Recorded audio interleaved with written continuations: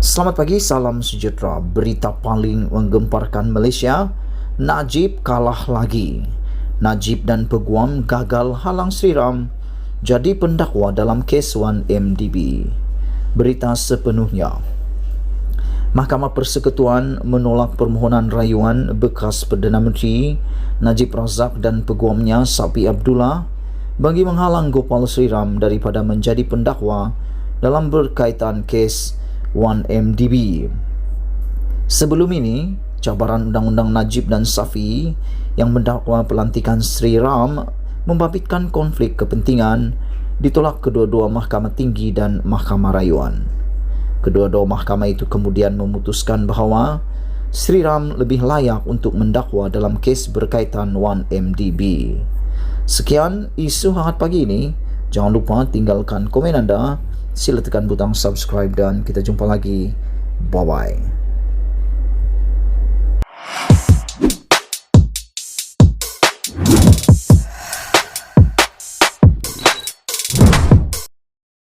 Selamat petang, salam sejahtera. Isu hangat petang ini, elok Najib berterus terang, benda baik buat apa nak sembunyi. Sejak malam semalam, heboh di media sosial tentang penularan sekeping gambar melibatkan Najib Razak yang dilihat tersenyum riang sambil diapit 2 lelaki dan 3 orang wanita. Seorang wanita yang berdiri di sebelah Najib didapati memaut erat lengan bekas Perdana Menteri itu dengan wajah penuh keriangan dan kebahagiaan. Berikutan tersebarnya gambar tersebut, ramai yang memperkatakan ia adalah gambar Najib bersama istrinya yang baru. Sehubungan itu, ada yang tampil mengesahkan wanita di sebelah Najib itu memang istri yang baru dinikahinya bersama 3 anaknya serta seorang menantu lelakinya. Sepantas itu juga di laman media sosial Najib segera dipenuhi dengan ucapan tahniah dan selamat pengantin baru, termasuk daripada Ketua Pemuda Bersatu, Wan Ahmad Faisal Wan Ahmad Kamal. Kedudukan Najib yang diperkatakan berkahwin lagi satu memang sudah menjadi bualan ramai sejak lebih setahun yang lalu lagi. Diberitakan istri baru beliau itu ialah bekas istri seorang komposer terkenal satu ketika dahulu dan pernah menjadi pramugari. Bagaimanapun, tiada bukti atau pengesahan diberikan oleh mana-mana pihak mengenai perkahwinan beliau itu. Sejak diberitakan berkahwin lagi, Najib juga dilihat dan diperkatakan ramai semakin ceria penampilannya dan sentiasa bersemangat, seolah-olah mendapat suntikan vitamin baru dalam hidupnya.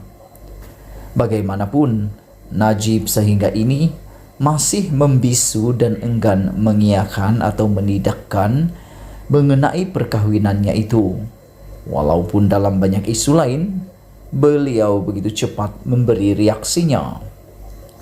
Mendirikan rumah tangga ibarat membina masjid dan ia adalah perkara baik dalam agama. Malah tidak digalakkan menyembunyikannya kerana ia mungkin boleh mengundang fitnah. Sebab itu dalam hal ini, sementara isu perkahwinan ini sudah lama diperkatakan dan terbaru pula tersebar gambar mengenainya, adalah lebih baik Najib berterus terang saja. Buat benda baik, buat apa nak sembunyi-sembunyi?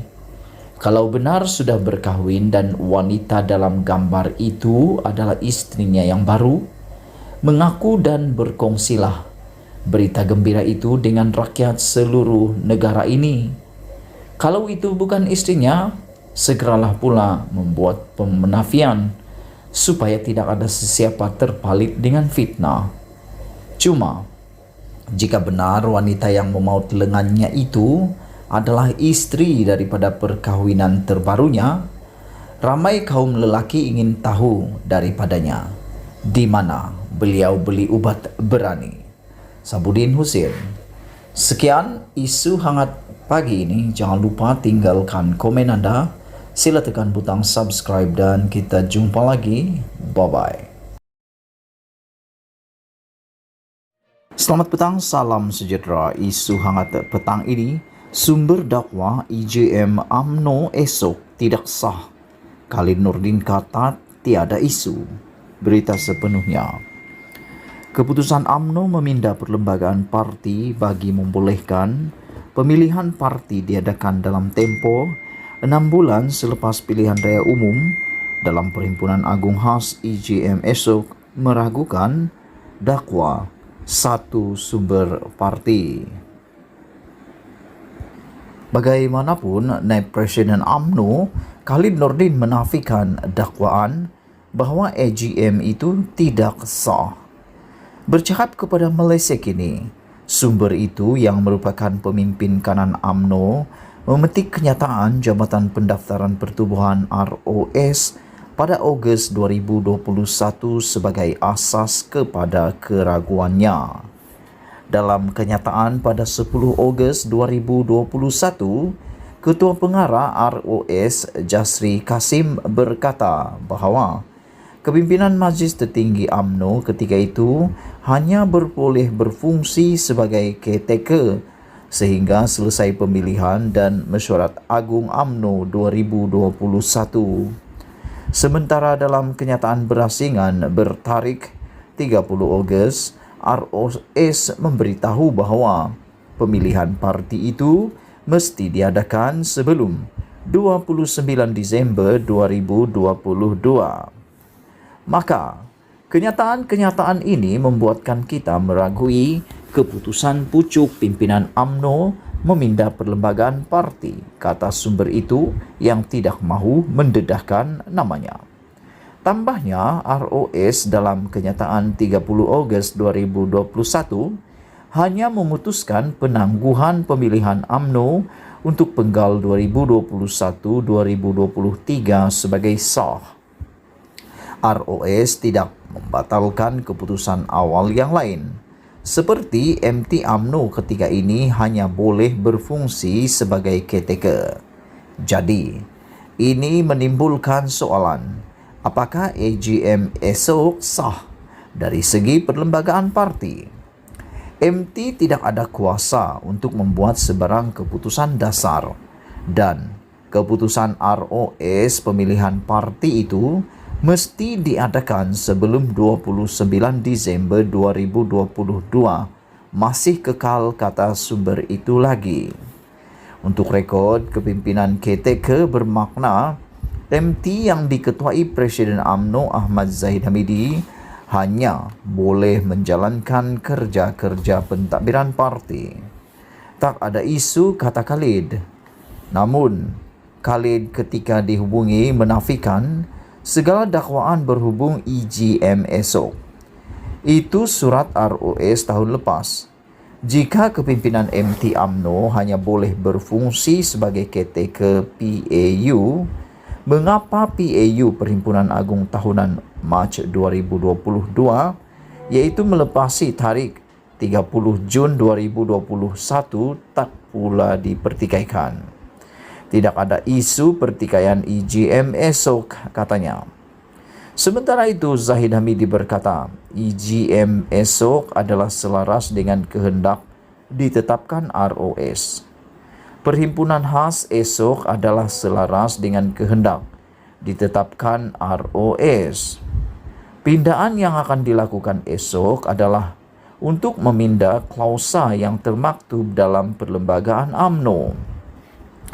Klausa 10.16 perlembagaan UMNO yang ada mengatakan parti itu dibenarkan untuk memanjangkan tempoh khidmat pemegang jawatan 18 bulan selepas tamat tempoh atau selepas masa 6 bulan PRU, tulis Zahid dalam Facebook. Usul pindaan agar pemilihan UMNO diadakan selepas PRU akan dibuat di hadapan 2,666 perwakilan yang dijangka hadir esok. Untuk rekod pada 2009, UMNO melakukan 7 pindaan terhadap Perlembagaan Parti itu pada EGM yang diadakan bulan Oktober. Sekian isu hangat petang ini. Jangan lupa tinggalkan komen anda. Setiap daripada komen anda amatlah dihargai. Sila juga tekan butang subscribe untuk mendapatkan isu-isu terkini daripada channel ini. Malaysia kita punya, kita jaga sama-sama. Cintai Malaysiaku. Kita jumpa lagi. Bye-bye.